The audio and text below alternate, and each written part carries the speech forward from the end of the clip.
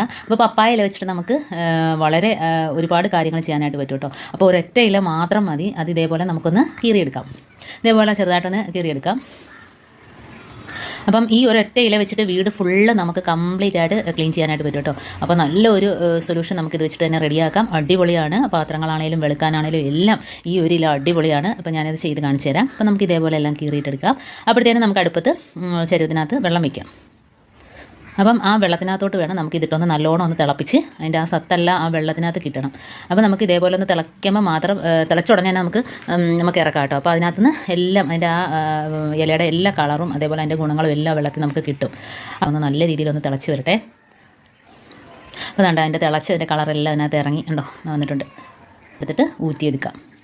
ഇനി നമുക്ക് ഇതിനകത്ത് വിനാഗിരി അതേപോലെ തന്നെ ബേക്കിംഗ് പൗഡർ ഇതൊക്കെ ചേർക്കാനുണ്ട്. അതപ്പോൾ നമുക്ക് അതിനകത്ത് വെച്ച് ഒഴിക്കരുത് കേട്ടോ. നമ്മൾ അതിനകത്ത് അടുപ്പത്ത് ഇരിക്കുമ്പോൾ അത് ഒഴിച്ച് കൊടുക്കരുത്. അത് ഊറ്റിയതിന് ശേഷം ആ ഒരു വെള്ളത്തിനകത്താണ് നമുക്കിത് ചേർത്ത് കൊടുക്കേണ്ടത്. അപ്പോൾ ഇത് നമുക്ക് വലിയ അരിപ്പ് വെച്ച് തന്നെ അരിച്ചെടുക്കാം കേട്ടോ. കാരണം വലിയ ഇലയാണല്ലോ.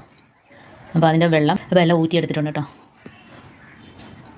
ഇനി നമുക്കിതിനകത്ത് ഒരുപാട് സാധനങ്ങളൊക്കെ ക്ലീൻ ചെയ്യാനായിട്ട് പറ്റും. ഇതിനകത്തോട്ട് ഞാൻ വിനീഗർ ഒഴിച്ച് കൊടുക്കുകയാണ്. അത് 1 ടേബിൾ സ്പൂൺ അളവിന് വിനീഗർ ഒഴിച്ച് കൊടുക്കാം. ബേക്കിംഗ് പൗഡർ ഇട്ട് കൊടുക്കാം. അത് ഒരു സ്പൂൺ അളവിൽ മതി. ബേക്കിംഗ് പൗഡർ ഇട്ട് കൊടുത്തിട്ടുണ്ട്. ഇനി നമുക്കൊരു നല്ലൊരു മണത്തിന് വേണ്ടിയിട്ട് ഷാമ്പു അതേപോലെ ചെറിയൊരു പതയും കിട്ടും. നല്ലൊരു മണവുമാണ്. അതേപോലെ ഒരു ചെറിയ പതയും കിട്ടും. നമ്മളെല്ലാം തേച്ച് കഴിയുമ്പോൾ ഒരു പത വേണമല്ലോ. അപ്പോൾ അതിന് വേണ്ടിയിട്ട് മാത്രമാണ് ഒഴിച്ച് കൊടുക്കുന്നത്. ഇതില്ല എങ്കിൽ ഡിഷ് വാഷ് ഒഴിച്ച് കൊടുത്താലും മതി. അപ്പോൾ ഈ ഒരു ഇല വെച്ചിട്ട് വേണം നമുക്ക് ഈ പാത്രങ്ങളെല്ലാം തേച്ച് എടുക്കാനായിട്ട്. ഗ്ലാസ്സിലെല്ലാം നമുക്ക് ഇത് വെച്ച് തന്നെ ക്ലീൻ ചെയ്തെടുക്കാനായിട്ട് പറ്റും കേട്ടോ.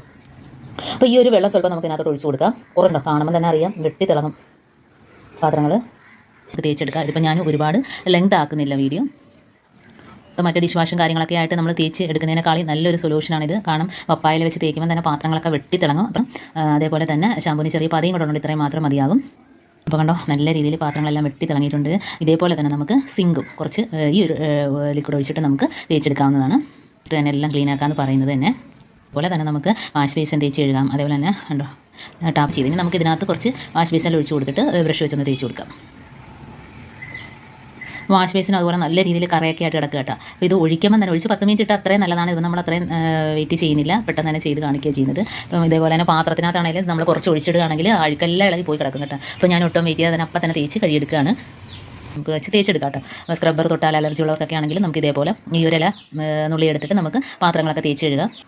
അപ്പോൾ അതുകൊണ്ട് വാഷ് ബേസിന് നല്ല രീതിയിൽ എടുത്തിട്ടുണ്ട്. ഇനി നമ്മുടെ ഇതേപോലെ ക്ലോസറ്റിനകത്ത് കുറച്ച് രാത്രി ഒഴിച്ചിട്ടിട്ട് രാവിലെ ഒന്ന് ഫ്ലഷ് അടിച്ചാൽ മാത്രം അതിനകത്ത് കറയെല്ലാം പോയി കിട്ടും കേട്ടോ. അപ്പോൾ നമ്മൾ ഫ്ലഷ് അടിച്ച് കണ്ടോ നല്ല രീതിയിൽ അതിനകത്തുള്ള കറയെല്ലാം പോയിട്ട് ക്ലോസറ്റൊക്കെ നല്ല രീതിയിൽ വെട്ടിത്തിളങ്ങുന്നുണ്ട്. അതേപോലെ നമ്മുടെ ബാത്റൂമിൻ്റെ ടൈൽ കൊണ്ട് ഏറ്റവും നല്ല രീതിയിൽ അഴുക്ക് പിടിച്ചിട്ട് അതിനകത്ത് കുറച്ച് ഇതുപോലെ ഒഴിച്ച് കൊടുത്തതിന് ശേഷം ജസ്റ്റ് ഒന്ന് തേച്ച് വെള്ളം ഒഴിച്ചെടുക്കുകയാണെങ്കിൽ വളരെ ഈസി ആയിട്ട് നമുക്ക് പെട്ടെന്ന് തന്നെ ക്ലീൻ ആയിട്ട് കിട്ടും. കണ്ടോ അഴകിയ ടൈലാണെങ്കിലും നമ്മൾ സ്വല്പം ഒഴിച്ചിട്ടിട്ട് ഇതേപോലെ നാക്കിയെടുത്താൽ മതി.